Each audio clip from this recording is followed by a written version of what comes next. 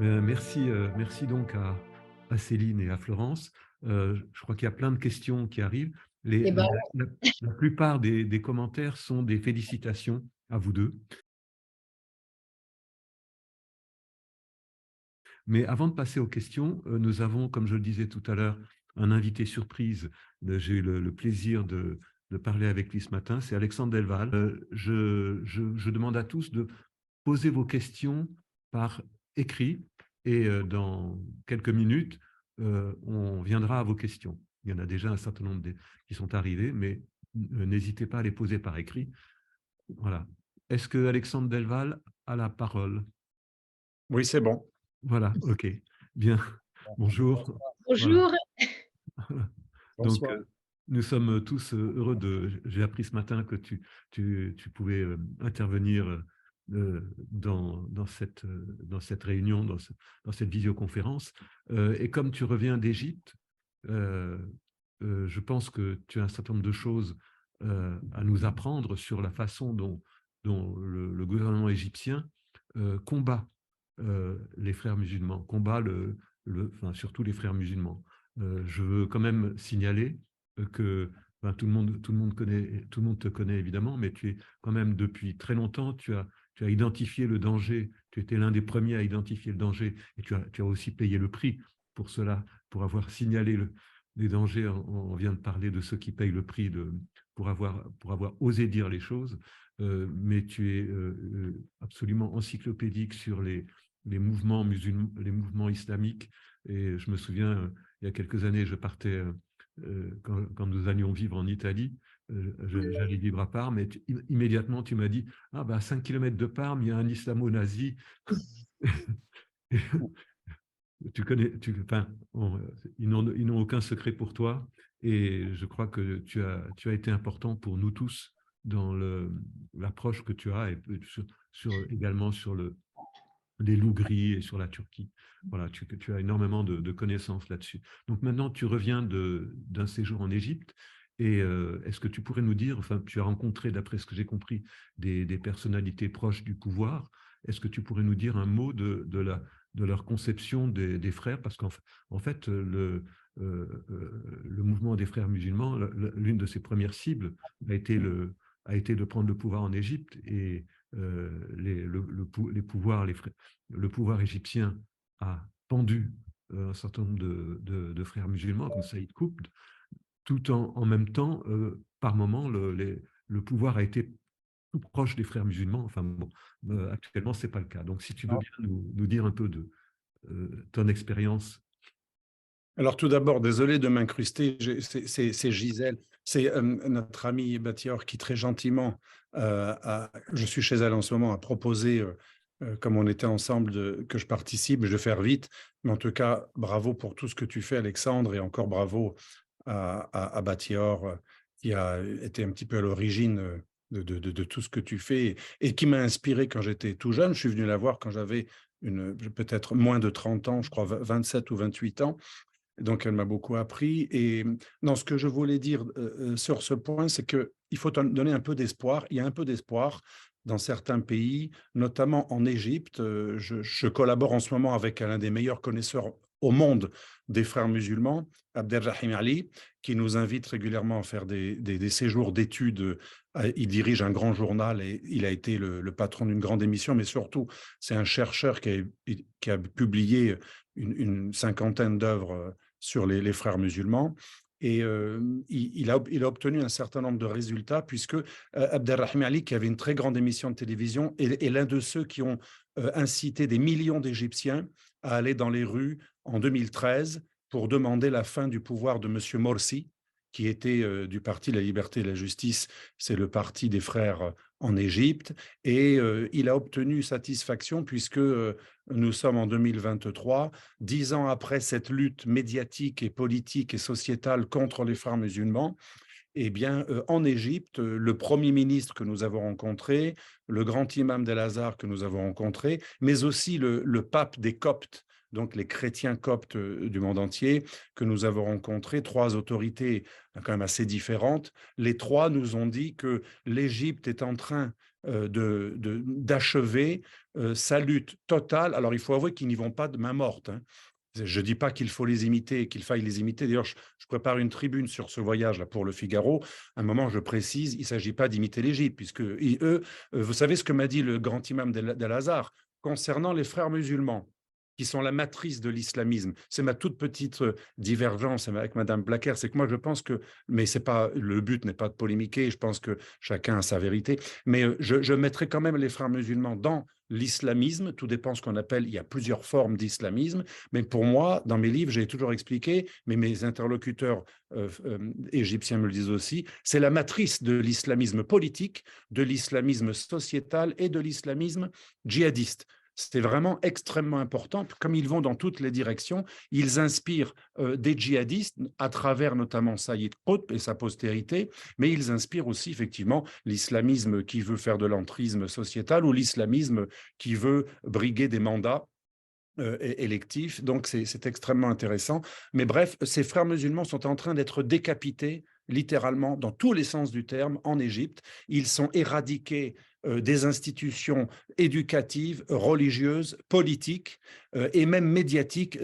Aujourd'hui, dans les médias, c'est l'inverse de l'Europe. Ça fait très, très bien de se dire antifrériste, même si on fait rien de spécial contre les frères. C'est carrément devenu quelque chose de légitimant d'être antifrériste. Tout le monde est antifrériste en Égypte. Et ce que m'a dit le grand imam d'Al-Azhar, ça m'a assez étonné. Il m'a dit, il nous a expliqué, on était avec une délégation LR et PS, donc un peu plusieurs politiques de différents bords, plus quelques journalistes, et nous allons y retourner bientôt pour faire une interview du président El-Sisi. Eh bien, le grand imam nous a dit, nous serons débarrassés des frères musulmans avant l'Europe, qui est sa nouvelle terre de prédilection. Le Premier ministre nous a dit, nous arrivons vers la fin du combat contre les frères. Moi, je pense qu'il est un peu trop optimiste, mais en tout cas, ils sont complètement hors la loi. Ça, c'est clair. À mon avis, ils sont encore là, mais ils sont totalement hors la loi. Et pareil, le Premier ministre, comme le grand imam de Nazar, nous dit, on dirait qu'aujourd'hui, leur nouvelle base, c'est l'Europe. Et mon ami Abdelrahim Ali, qui nous a invités, qui dirige le journal Elba Web News, qui est ce grand, à la fois journaliste et chercheur, qui a écrit beaucoup de livres contre les frères musulmans, au moment où nous étions en Égypte, a été nommé à Londres le nouveau guide suprême des frères musulmans, qui est lui-même le successeur d'un guide par intérim, qui était lui-même résident à Londres. Ça nous rappelle aussi que le Mili Gurush a trouvé sa base en Europe, en Allemagne, lorsque l'islamisme politique était persécuté en Turquie. De même, Saïd Ramadan a trouvé sa base en Allemagne, parce que ce n'est pas que la Suisse, l'Allemagne et la Suisse, au moment où sa mouvance était persécutée. Donc, Mili Gurush turc et frères musulmans égyptiens sont très proches. D'ailleurs, on a parlé tout à l'heure de mariage. C'est très vrai ce que vous disiez, Madame Pina.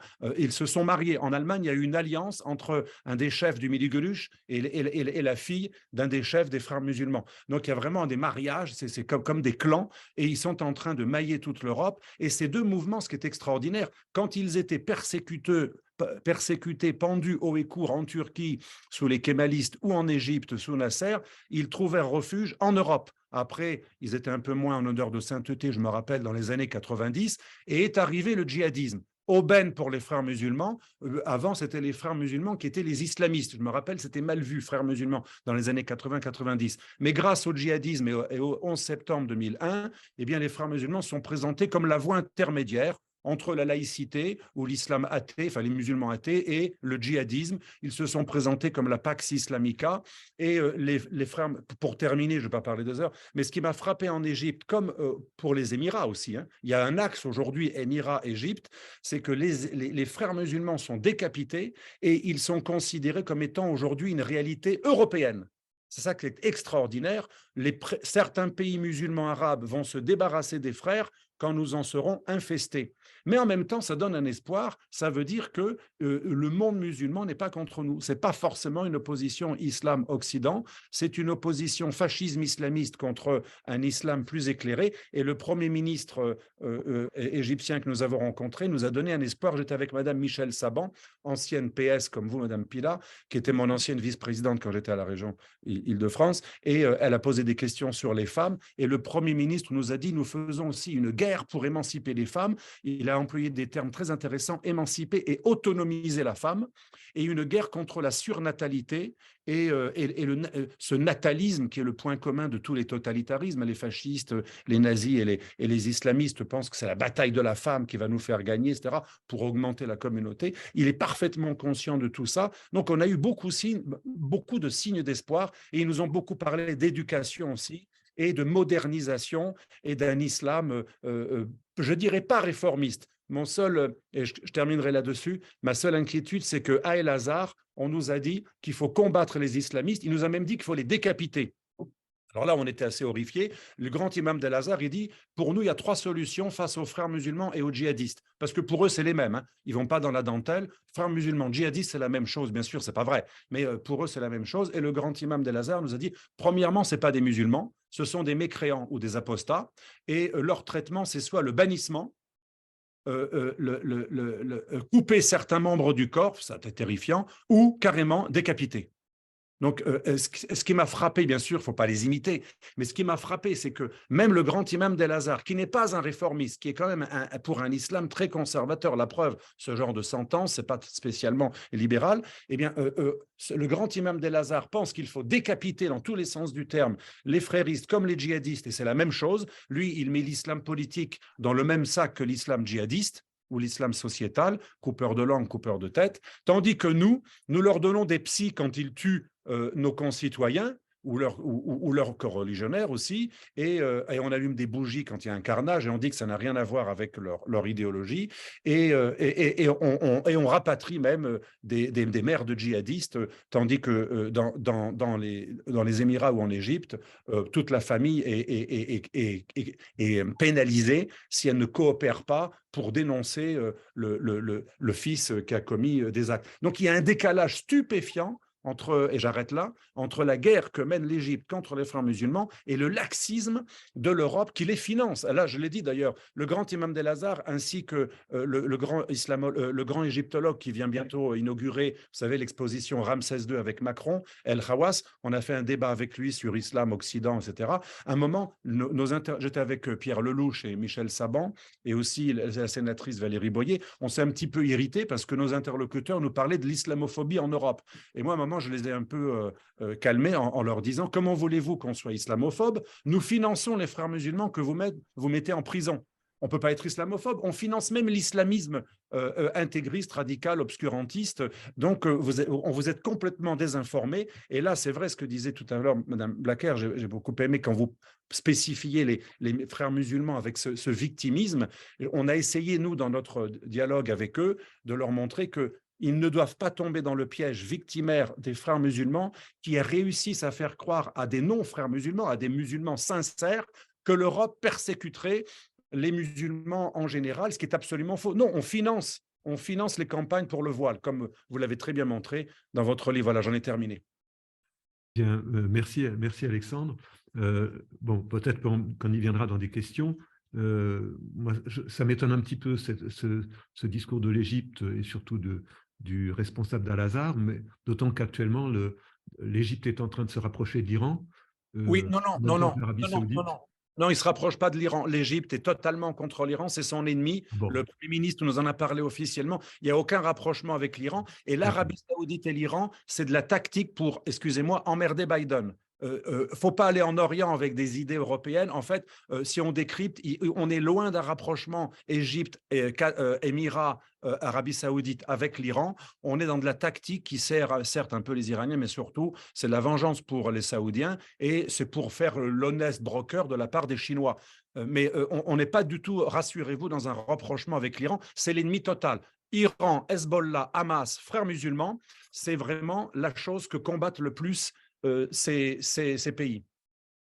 D'accord. Bien. Merci donc Alexandre. Je pense qu'il y aura aussi des questions et sur toutes les questions tu pourras intervenir. Alors, je vais prendre une question parce que j'en ai noté une. Alors, qui s'adresse alors, voilà, qui veut répondre? Quelle est la perméabilité au frérisme dans la communauté musulmane?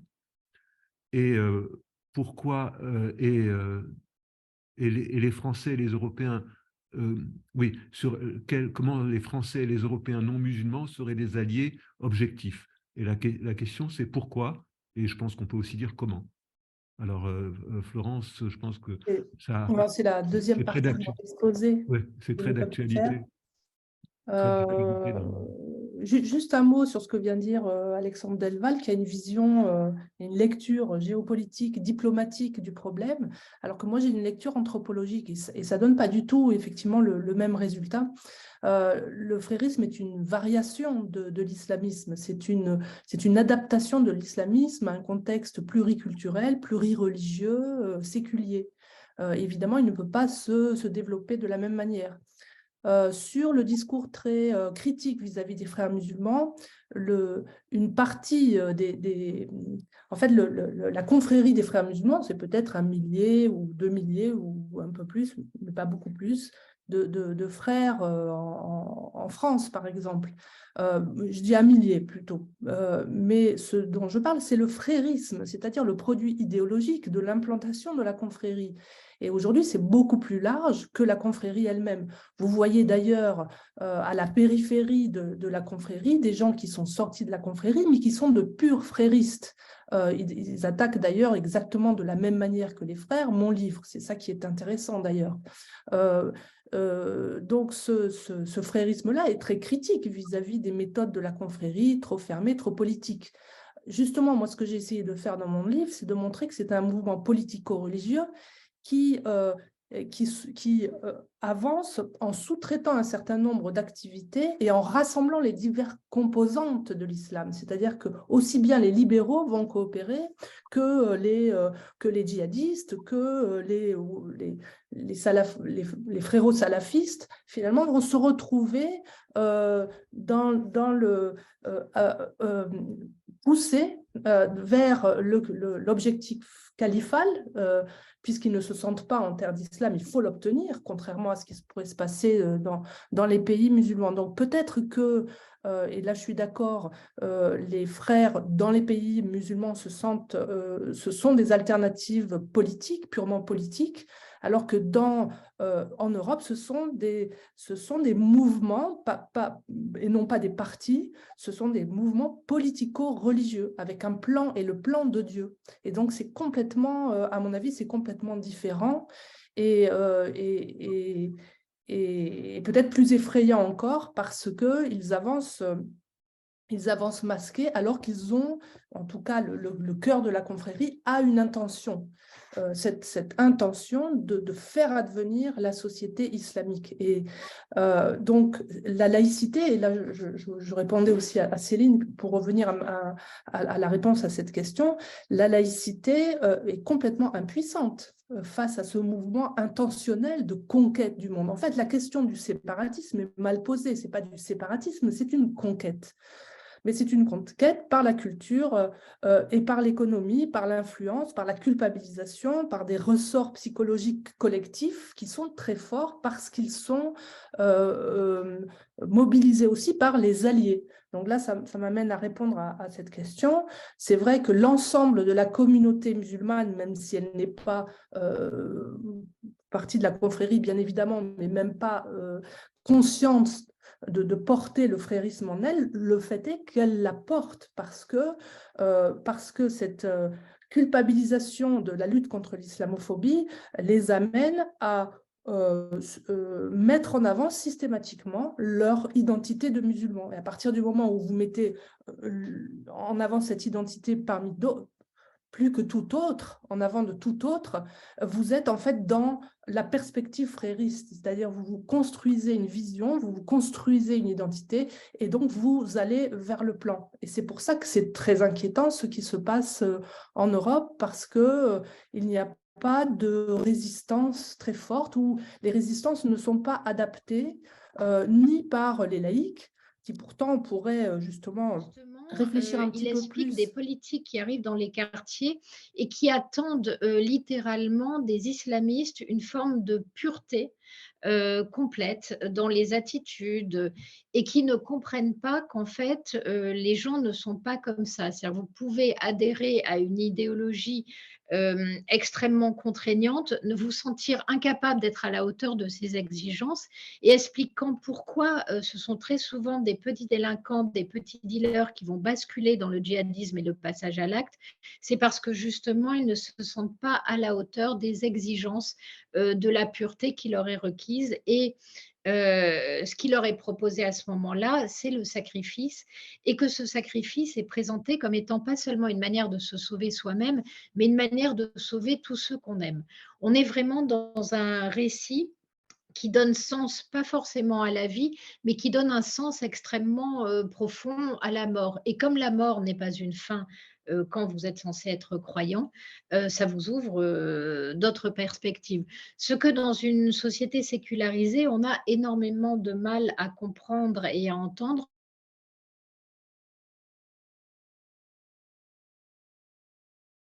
et probablement peut-être de façon un peu plus intuitive que nous. Ce qui est en plus extrêmement intéressante, c'est que ce sont très souvent fortes, et ça c'est un point commun qu'on retrouve en règle générale dans les sociétés totalitaires. Autrement dit, on ne vous dit pas vers quoi on va vous amener, tout simplement parce que ce vers quoi on va vous amener n'est pas très désirable. Y compris un Hitler trouvait que les Allemands n'étaient pas à la hauteur de leur rôle d'Ariens et que la plupart mériteraient d'être sacrifiés parce que franchement, ils n'étaient pas assez bons pour être des membres de son armée. Donc ça, on ne peut jamais le dire parce qu'en fait, l'exigence de pureté est tellement élevée qu'assez rapidement, les gens finissent par comprendre qu'en fait, ce n'est même pas une société dans laquelle ils auront une place. Donc, comment est-ce qu'on va construire le lien? On le construit dans la haine, dans le rejet de l'autre et dans la création de l'ennemi.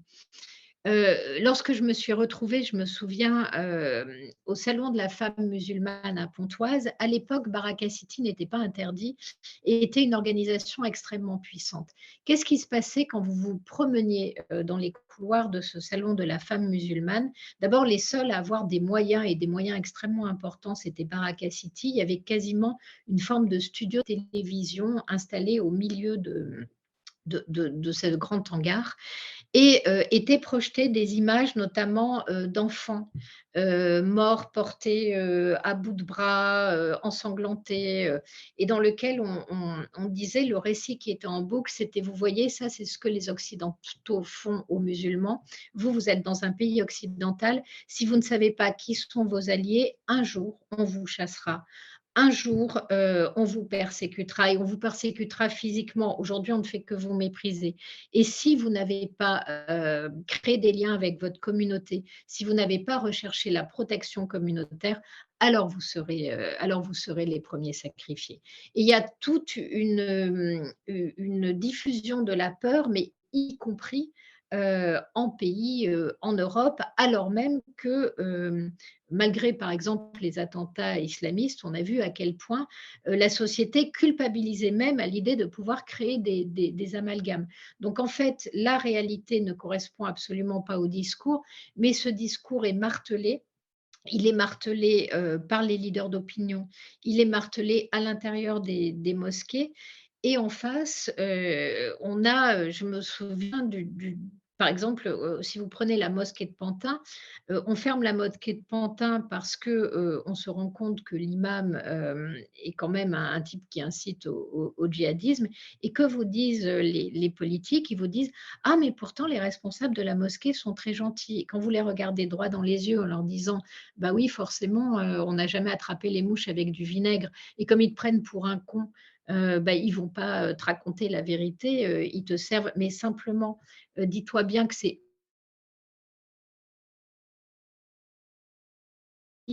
qu'ils sont au contact des fidèles. Donc à un moment donné, comment peux-tu croire que tu as une gentille petite association musulmane et un gros méchant imam et qu'il y a pas de lien entre les deux? Eh bien pourtant, c'est le discours qui vous est servi en permanence. Pourquoi? Parce qu'en fait, heu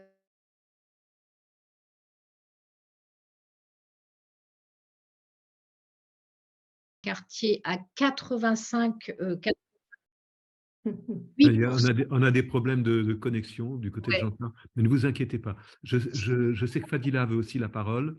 Alors, Bon, ben alors je termine en disant, en ouais. fait, quand vous avez très peu d'écart de voix comme ça, quand vous passez un accord avec un leader communautaire, il vous apporte les voix qui vous manquent et ça vous aide à fermer les yeux sur énormément de réalités, surtout quand vous ne les connaissez pas parce que vous n'allez plus dans les quartiers vu que c'est le leader communautaire qui fait l'intermédiaire. Merci. Donc, Fadila, est-ce que, Jean-Charles, tu es en ligne? Enfin, est-ce que tu peux donner la parole à Fadila? Alors, pendant que ça se fait, je vous signale, c'est parmi les questions des gens qui disent ben, c'est pas la peine de poser des questions, ce que vous faites, ce que vous dites tous les trois, c'est absolument génial. Donc, mais j'ai quand même, moi, une question que vous prendrez peut-être après Fadila. Fadila, en ligne? Toujours pas. Il y a plusieurs questions qui tournent de qu'est-ce que la France peut faire? Euh, la répression, actuellement, on est très fier de dire qu'il y a des fichiers S, etc.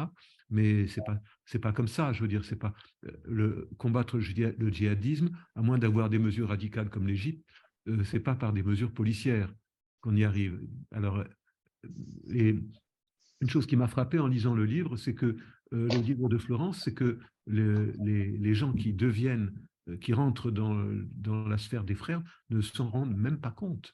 Tout est fait pour que ça soit, ils ne le savent pas. Et puis, j'ai noté par exemple la différence à un moment donné entre une secte et les fréristes, c'est qu'une secte, on sort un individu de son milieu pour l'influencer.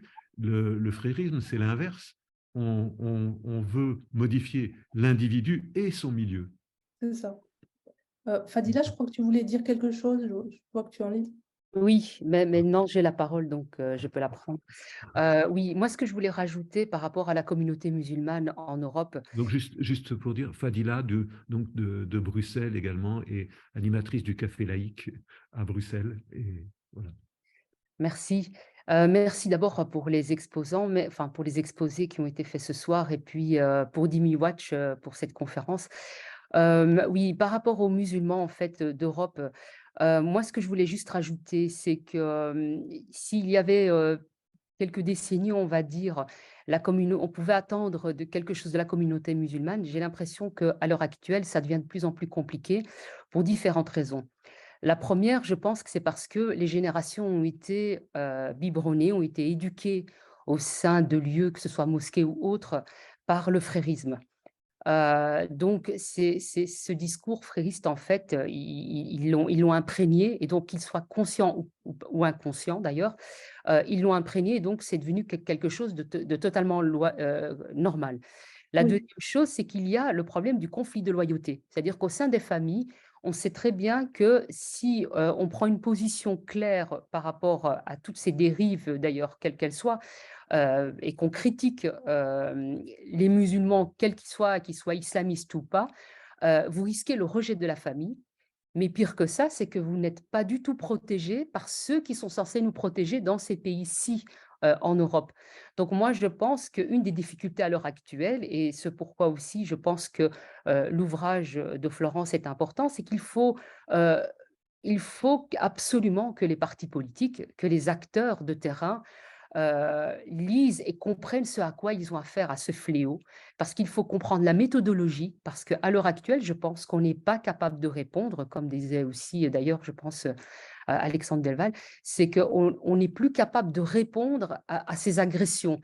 Que ce soit de se faire traiter d'islamophobe, mais que ce soit aussi par rapport à des menaces, qu'elles soient d'ailleurs visibles ou invisibles, parce que les menaces invisibles, on n'en parle pas, mais justement, parce qu'elles sont invisibles, on n'arrive pas à y répondre, et donc les gens qui aimeraient faire quelque chose ne sont pas protégés.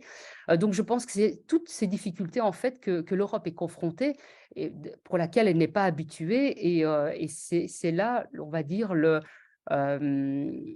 comment dire, les prochaines années vont être décisives. C'est-à-dire soit il y a une prise de conscience, il y a une réelle volonté à mettre fin à cette idéologie, et soit on continue de cette manière-là. Et je vais finir juste par une observation que je viens de faire aussi, c'est que je me rends compte que beaucoup d'acteurs, quels qu'ils soient, collaborent avec les frères, de manière consciente ou pas d'ailleurs, hein, mais qu'ils parfois par lâcheté aussi, la peur. Je vais donner un simple exemple. Je vois par exemple, il y a quelques jours, qu'une sœur musulmane était invitée par exemple à un musée, on va dire, juif à Bruxelles notamment. On sait qu'elle est sœur, elle a été identifiée, il y a eu des articles là-dessus, mais malgré tout, on lui a permis de prendre la parole, donc on légitimise finalement la parole des frères et des sœurs musulmanes, notamment ici, à Bruxelles, mais je suppose que pour la France, c'est pareil.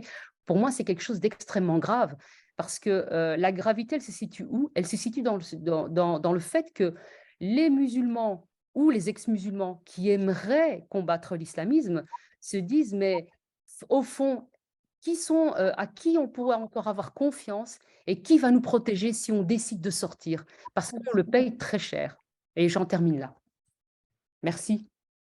Merci, Je merci veux à dire, toi. je voulais ajouter évidemment que Fadila connaît très très bien, puisqu'elle paye de sa, enfin, une menace de mort sans aucune protection pour elle, plus d'emploi, une exclusion sociale presque totale, et dans une grande insécurité avec, en Belgique, il faut quand même le noter, absolument personne. Il n'y a pas de réseau laïque digne de ce nom qui combatte l'islamisme.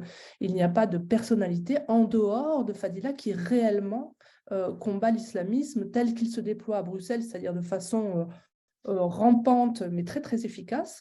Tu parlais de Fatima Zibou, qui est quand même pressentie pour représenter Bruxelles, capitale européenne, avec son foulard, alors que tout le monde sait, en tout cas les renseignements savent de toute façon que c'est une sœur musulmane, mais il y a un silence absolu de la presse sur ce sujet. Et c'est peut-être ce qui nous attend demain en France si nous continuons, puisqu'on sait que la Belgique est 5 ou 10 ans, enfin 5 ans en avance sur nous. Il y a quelque chose de très fort dans ce qu'a dit Fadila sur la question du conflit de loyauté. Quand vous discutez avec des jeunes femmes de la question du voile, elles vont vous expliquer que l'interdiction du voile à l'école, enfin celles qui se sont libérées d'un certain nombre de choses, les ont beaucoup aidées. Pourquoi ?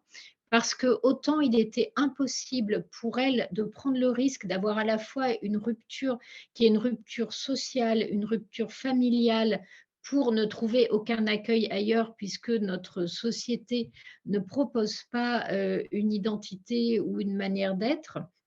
Et ces femmes se retrouvaient en fait ne pouvant rompre avec les oukases islamiques ou islamistes. Et ce qui les a énormément aidées, c'est l'interdiction faite par la France. Et en fait, c'est si on veut résoudre le problème, il faut assumer l'exigence d'assimilation. Autrement dit, toute société constituée, quand vous arrivez, vous devez vous adapter à ce qui existe. Elle a existé avant vous, elle continuera après vous, mais en tout cas, pour en faire partie, la première chose, c'est d'en accepter les codes, les valeurs et le système relationnel. Pour cela, encore faut-il que cette société tienne debout, soit consciente d'elle-même et sache appliquer des exigences et ne pas les rendre négociables. Et c'est exactement ce que l'on n'a pas fait, y compris dans le cas du voile. Dès le départ, c'est une manière de tester la résistance de la société française et on va mettre 10 ans à l'interdire. Et quand on l'interdit, ce qui est intéressant quand on lit en fait les débats sur le voile, c'est qu'au départ, le projet était de l'autoriser et non de l'interdire. C'est ce que vont raconter les gens qui sont auditionnés au moment où on discute de la loi, qui va tellement choquer qu'à l'époque, les parlementaires décident une interdiction stricte. Aujourd'hui, je ne sais pas si cette loi passerait. Et ce qui est peut-être plus intéressant et qui montre à quel point nous sommes faibles, c'est que quand on discute, par exemple, de la présence du voile sur le territoire et que vous dites, mais attendez, il y a un problème, notre société a pour base de notre contrat social l'égalité, et notamment l'égalité entre les hommes et les femmes, et je ne vois pas pourquoi on accepterait un signe sexiste, que soit exhibé un signe sexiste, alors que l'on combat un certain nombre de signes racistes. Et là, personne n'est capable de vous répondre sur le fond. Et pour autant, oser simplement dire qu'une discussion sur l'interdiction du voile permettrait déjà de poser un certain nombre d'objectifs concrets et vous êtes immédiatement traité de fascisme. C'est extrêmement étonnant. C'est pareil pour le halal. Et le dernier exemple que je veux donner, c'est cet article de L'Équipe, dans lequel vous avez un monsieur joueur de foot qui dit « Mais enfin, qu'est-ce que ça coûterait de les laisser boire Qu'est-ce qu'on est intolérant ?» Et là, vous le regardez en lui disant « Mais on n'impose rien. » Cette personne s'impose à elle-même un certain nombre de choses, qu'elle l'assume. Pourquoi vous voulez réaménager et d'autant plus que, pour le coup, rien n'interdit à quelqu'un, y compris qui choisit de se soumettre à quelque chose d'un peu contraignant, de ne pas le suivre pour des raisons liées à son travail, liées à sa santé, et cetera, et qu'en fait des aménagements, existent. Mais ça n'est même pas, entendable, ça n'est même pas audible, ça n'est même pas dit, et on a des gens qui exhibent leur vertu, et n'ont pas conscience que ce faisant, en fait, ils servent un totalitarisme. Alexandre, je peux me permettre de rajouter quelque chose? Oui. 2 points. C'est extrêmement intéressant ce qui a été dit par Fadila et par Madame Pina ensuite concernant, j'ai entendu le mot fascisme à plusieurs reprises. Je pense que nous sommes responsables aussi d'une certaine manière si ces frères musulmans ou ces miliguruches ou ces frérosalafistes ont pignon sur rue, parce que autant les militants antifa que les islamistes sont parfaitement experts dans la stratégie victimaire qui est toujours associée à une stratégie de démonisation. Ils se posent en victime et ils démonisent l'autre en le fascisant. Moi, j'ai beaucoup étudié dans mes travaux d'HDR et aussi avant de thèse le lien entre nazisme et islamisme au pluriel radicaux. Il y a des quantités énormes de documents à nos dispositions, des documents absolument authentiques, qui sont même les documents de ces organisations-là, notamment les milieux fréristes comme les milieux miliguruches. Moi, j'ai une tonne de documents de leur propre source, hein, qui sont des documents antisémites, suprémacistes et racistes, sans parler d'homophobie, punis de mort quand même. Et ça, tout ça est écrit noir sur blanc. Qu'avons-nous fait pendant des années ? Nous nous sommes laissés traiter de fascistes ou de racistes, parce que c'est leur rhétorique, et nous n'avons pas retourné la réductio ad Hitlerum contre eux. Moi, j'ai essayé de le faire, mais j'étais pas assez progressiste. Vous savez qu'en France, on a le droit à la parole que si on est un ancien progressiste. Il se trouve que je ne l'ai jamais été. Moi, j'ai toujours été de mon camp gaulliste droite. Donc, alors, mais il aurait fallu que les progressistes, il y en a ici des plus légitimes que moi, réussissent, comme le fait très bien Madame Pina, à susciter la motivation, la mobilisation d'autres progressistes et renvoyer dans la figure à ces fréristes qui traitent toujours les gens. Et ils reprennent même parfois la figure du juif. Moi, j'ai beaucoup étudié les frères musulmans. Ils ont même fait parfois des encarts publicitaires dans des grands journaux avec comme rhétorique « Nous sommes traités aujourd'hui comme les Juifs l'étaient sous les déportations ». Mais c'est complètement aberrant. Alors que le miliguruche, comme les frères musulmans, ont une démonologisation totale du juif, un racisme tout à fait assumé, un suprémacisme, un culte de la force. Et dernière chose, moi j'ai rencontré 2 ministres de l'Intérieur pendant mes différentes actions et recherches, à qui j'ai montré l'ouvrage que Madame Bergeau-Blacker a très justement cité de Kardawi. Enfin, je ne sais pas si vous avez cité cet ouvrage, mais moi j'ai beaucoup parlé du licite et el halal wal haram, et j'ai demandé à des ministres de l'Intérieur d'interdire cet ouvrage, en leur montrant, au cas où il n'est pas le temps, parce que je sais qu'ils n'ont pas le temps, moi j'ai travaillé avec politique, je leur ai montré la phrase, c'était explicite, il y a 3 raisons pour lesquelles un musulman peut tuer quelqu'un, notamment l'apostat et le blasphémateur ou l'adultère. Et j'ai aussi montré des documents de Kardawi qui expliquent comment il faut tuer les juifs. Hein, il y a plusieurs manières, ou les homosexuels.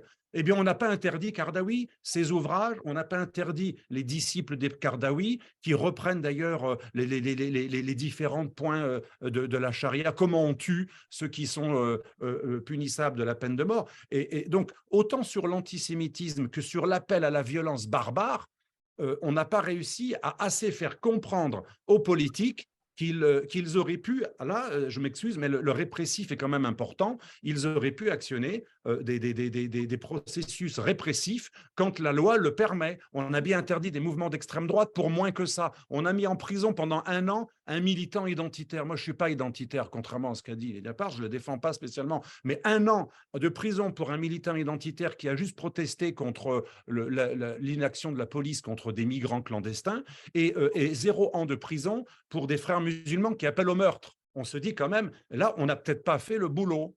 Et dernière chose maintenant, là, je renvoie à notre amie Gisèle Batior, j'en ai beaucoup parlé avec elle pendant des années. Si nos hommes politiques, ceux que j'ai rencontrés et d'autres, n'ont pas voulu interdire des ouvrages comme celui de Kardawi, qui appelle à l'assassinat en France, parce qu'ils ne précisent pas que c'est… Les salafistes, au moins, ils disent, les salafistes conservateurs, ils disent on applique la charia dans un pays islamique. Les frères musulmans, ils ne précisent pas. Eh bien, Madame Batior m'a souvent dit, il y a peut-être une raison autre que la non-volonté de comprendre, parce que quand même, c'est écrit noir sur blanc dans leur texte. Hein. Le Midi Gurush dit carrément que les Juifs sont responsables de tous les maux de la société musulmane. Et Hassan al-Banna, écoute, disait pareil.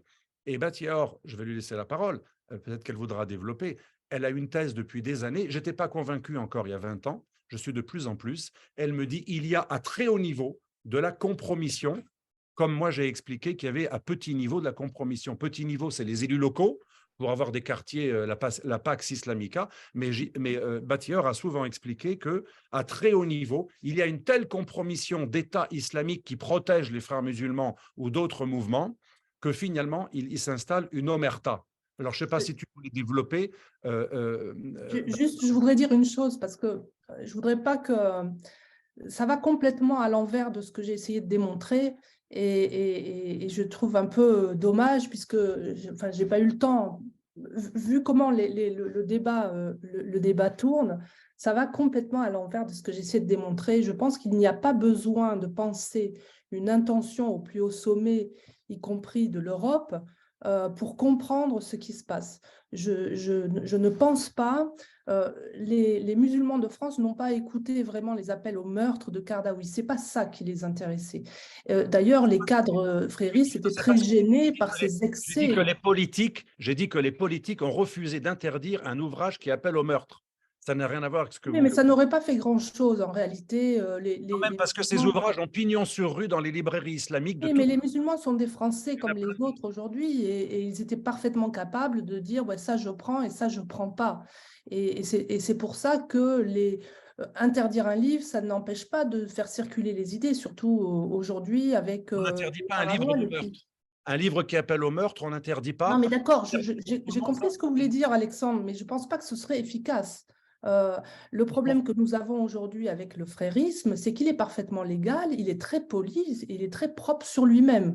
C'est celui-là, moi, qui m'inquiète. C'est pas les excès et les éructations de quelques spots de TV de Kardawi qui, par ailleurs, avaient une pensée beaucoup plus… Il faut montrer leur idéologie totalitaire. Si vous permettez que je finisse ce que je dis, je pense que ce discours-là, qui tend un petit peu à diaboliser l'adversaire, nous a plutôt handicapé à comprendre la subtilité et l'intelligence de ces gens-là, et que justement ça ne nous a pas fait réfléchir. Donc je pense pas qu'il faille diaboliser l'adversaire non plus. Voilà, il ne s'agit pas de diaboliser, il s'agit de montrer leur généalogie nazifiante, antisémite, suprémaciste et raciste.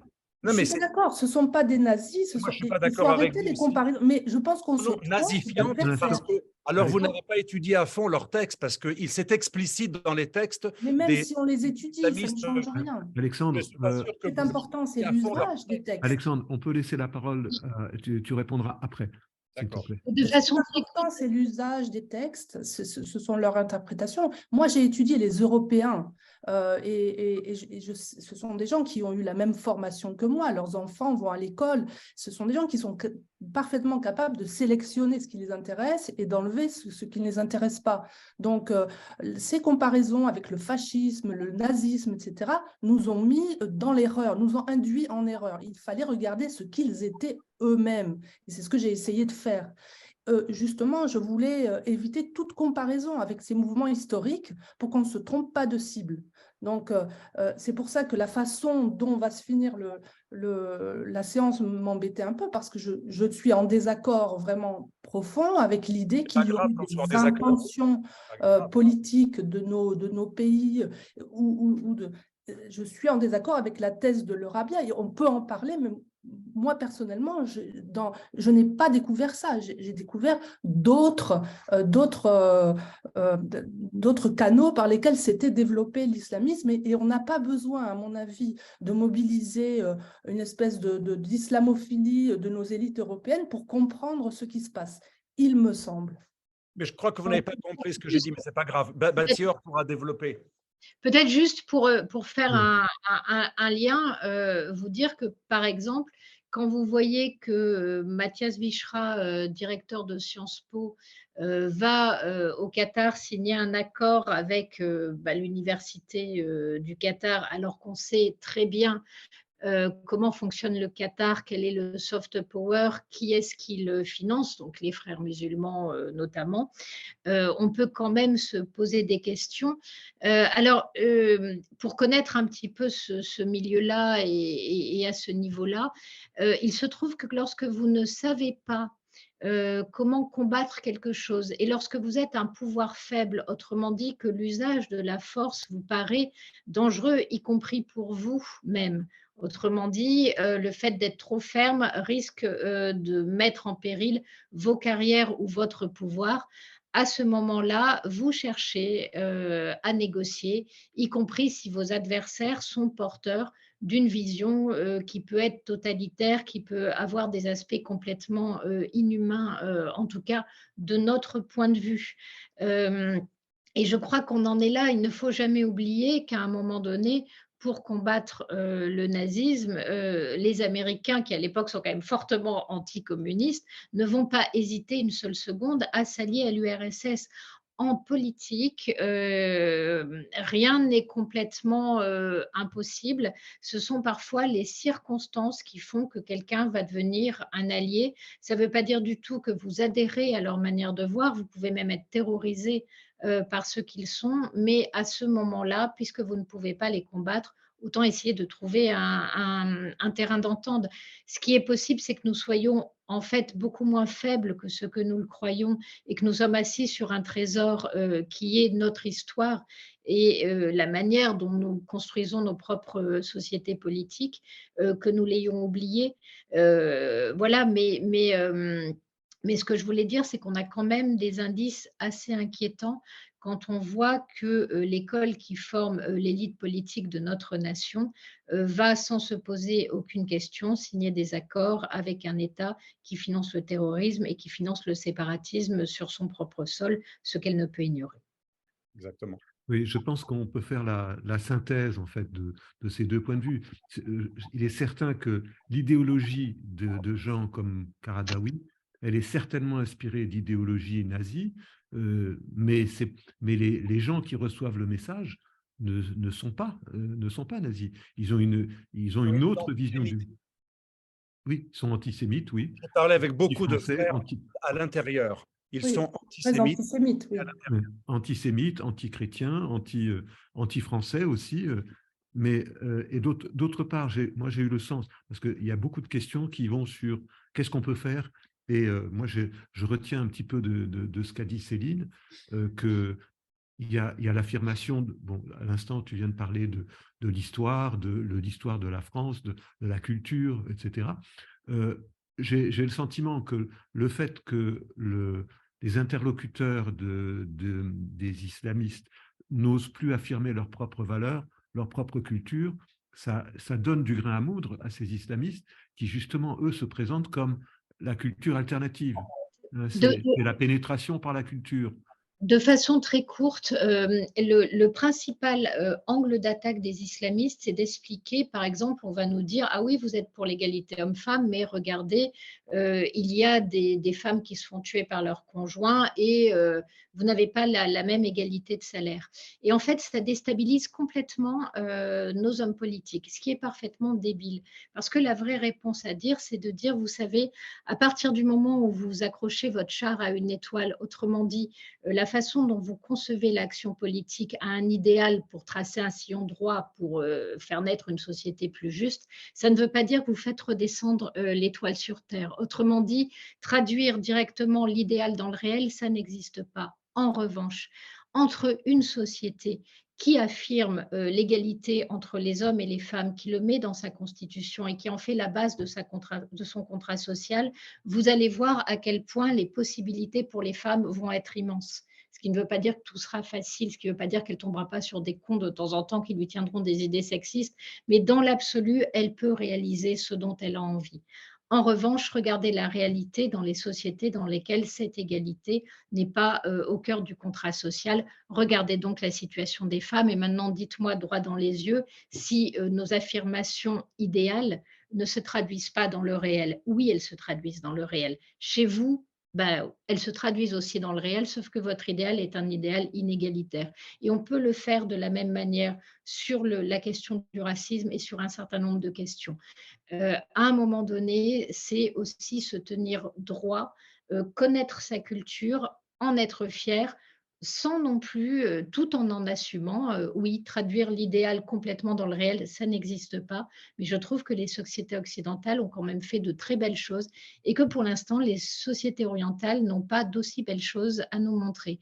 Et c'est pas pour rien aussi si les gens viennent chercher la prospérité occidentale, cette prospérité, elle se base aussi sur la liberté des hommes et sur leur émancipation. Et le fait de ne pas vouloir l'émancipation des hommes explique peut-être aussi les retards de développement, peut-être bien plus que la question du colonialisme. Et à partir du moment où vous positionnez de cette manière-là, je vous parle politiquement, hein, et ben en face, on la ramène un petit peu moins. Bravo. Ça me paraît être une excellente conclusion à cette soirée. Je crois que nous, chez Dimi Watch, on essaie très modestement de faire connaître le danger islamiste.